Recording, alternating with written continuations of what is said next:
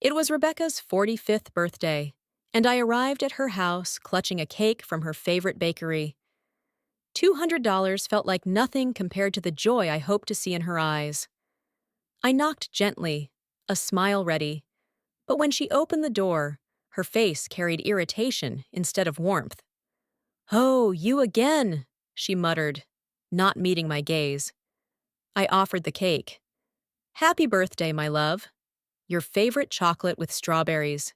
She sighed heavily, leading me inside. Then, with cold eyes, she said, "The gift I want most is for you to just die." The world froze around me.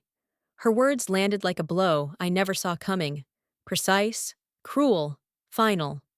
My daughter, the child I had raised with midnight feedings and bandaged knees, had asked for my death as if it were a sensible present. I stood there, cake trembling in my hands, while the room hummed with an unbearable silence.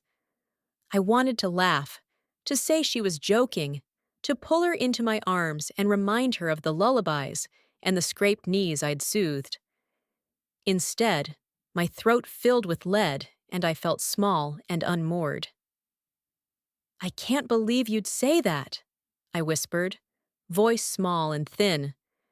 She only regarded me with a weariness that felt practiced, as though she had perfected this dismissal over years.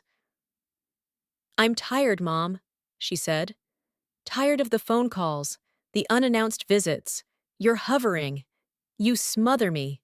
The words pierced me, but worse was the calm in which she delivered them. No apology, no hesitation, only a cool, clinical refusal.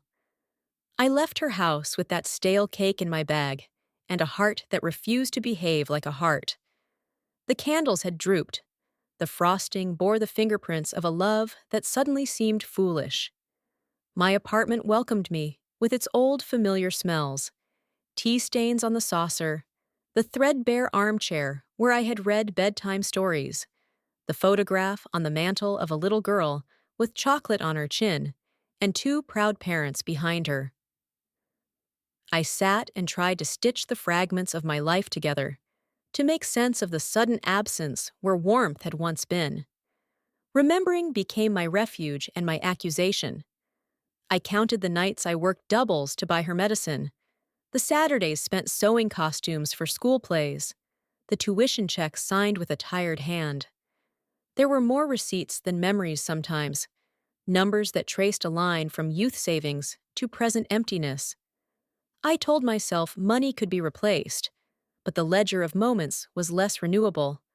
The first lost tooth, the whispered secrets under blankets, the years spent teaching her to tie shoelaces and to stand tall. Those were not sums, but lives I had poured into hers. Sleep escaped me. At 3 in the morning, anger rose where grief had been, sharp and electric. Why had I bent my life to her needs until my spine creaked? Why had I allowed myself to be the well she drank from without asking if I had water left? The thought that pushed through the grief was not of revenge, but of reclamation. Reclaiming the hours, the money, the dignity my constant giving had eroded. If she wanted me gone, I would grant the wish differently. I would vanish not into oblivion, but into a life that belonged to me, unshadowed and whole. I would choose myself, finally, openly. The next morning, I made plans like a quiet strategist. I went to places where decisions are made: the bank, the lawyer's office, the consulate of possibility. There is a peculiar clarity to paperwork. Signatures feel like chisels carving away what others assumed they owned. At the bank, I closed the account we shared, an emergency fund she had never treated as such, and put the money where I could watch it grow. At the lawyer's, I redrew the map of inheritance and benefits, moving names from those who had taken for granted to institutions and safeguards that respected my choice. Every small act of independence felt monumental. I booked a flight to a city whose name I had only ever seen in brochures, reserved a tiny apartment that would be mine by rent and by rights, and placed a call to a travel advisor who spoke with an encouraging tone. The world, suddenly, seemed full of options I had never owed to anyone. Friends who had watched me fade into caregiving reached out with astonishment and support. Even neighbors who had been witnesses to my diminishing nodded as if they had been waiting for me to reclaim myself. As I packed an overnight bag, I cataloged the debts and the gifts in my head.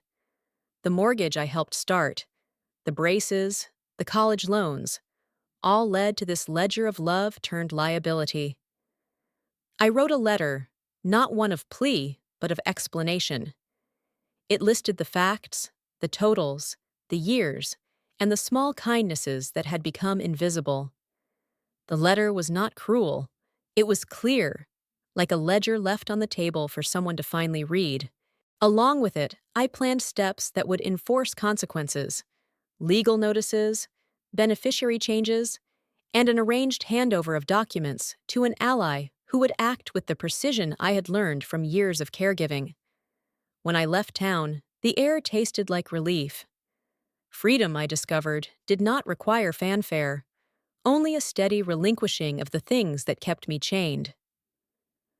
On a bench in a foreign park, I let the thought of a future not measured by calls and obligations begin to unfurl. I allowed myself small indulgences I had shelved for decades: a morning class, a walk in a different language, coffee that cost more than I once considered reasonable. Each choice stitched a new identity, a quiet garment of days that belonged to me. There would be fallout, calls, bargaining, frantic apologies, and perhaps attempts to challenge the legal changes I had made. There might be sorrow for all of us, or there might be the sober clarity that some bridges, once burned, cannot be crossed back to the way they were. Still, under the ache was a steady truth that I had given until I had nothing left to give, and that choosing myself now was not betrayal, but survival. There were practicalities to consider: pension transfers, medical records, a checklist of appointments, and there were softer necessities too: a new routine, a class to learn, a friend to laugh with. Each item I added to my list felt like a stitch sealing a new garment of life. I did not plan vengeance. I planned a life that allowed me to breathe and to be seen for myself. And I smiled. But what astonished me most wasn't Rebecca's cruelty. It was how life blossomed once her shadow was gone. Without her endless requests and manipulations, my savings stopped draining. They grew. The investments I made in Switzerland began to return profits, and for the first time in decades, my finances existed only for me. On a crisp morning by the lake, as I sipped coffee in a cafe that had become my sanctuary, I received a call from a number I didn't know. Curiosity pushed me to answer. "Mrs. Johnson?" a polite voice asked. "Yes, this is she." "This is Karen Miller from Family Services in your hometown. We've received a concern about your well-being." My heart dropped. "A concern? From whom?" "Your daughter, Rebecca. She claims you may be suffering from memory loss and making reckless financial choices." I almost laughed, though anger burned in me. After wishing me dead, she was now trying to paint me as incompetent, just to claw back the money she had lost. "Miss Miller," I said firmly, "I am perfectly well. I live independently, in excellent health, and every decision I've made is clear and deliberate." She insisted on a medical review through the U.S. consulate. I agreed without hesitation. Days later, a thorough evaluation confirmed what I already knew. I was sound, lucid, and strong. Rebecca's attempt backfired. Not only was her false report dismissed, but it was also logged as a baseless complaint that could have consequences if repeated. For the first time, the system was on my side. My lawyer updated me soon after. "Julieta," he said, "your daughter is attempting to challenge the will and the financial transfers. But the records of your planning, along with the medical evaluation, protect you. She has no case." His words lifted a weight I hadn't realized I was still carrying. That night, I wrote something different. Not to Rebecca, but to women like me. I poured my soul into an open letter, a testimony of sacrifice, manipulation, and finally, liberation. I sent it to a small online journal that welcomed stories of resilience. Within weeks, responses poured in. Messages from women across the world who had been silenced by their own children, drained of money and dignity, but now felt less alone because of my words.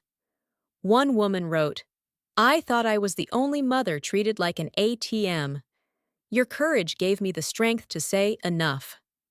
Another shared, "After reading your story, I set boundaries for the first time in my life. I feel alive again. It became clear to me. My pain had a purpose. By telling my truth, I had become a voice for thousands. And if my story touched you, if you've ever felt trapped by love turned into chains, let this be your sign. You deserve freedom too." Did this story move you? Tell me where you're listening from in the comments. If you'd like to support more stories like this, tap the Super Thanks button. Don't forget to subscribe for more life-changing journeys. On screen now, you'll find 2 stories I highly recommend. Thank you for being here. Until next time, with love and respect.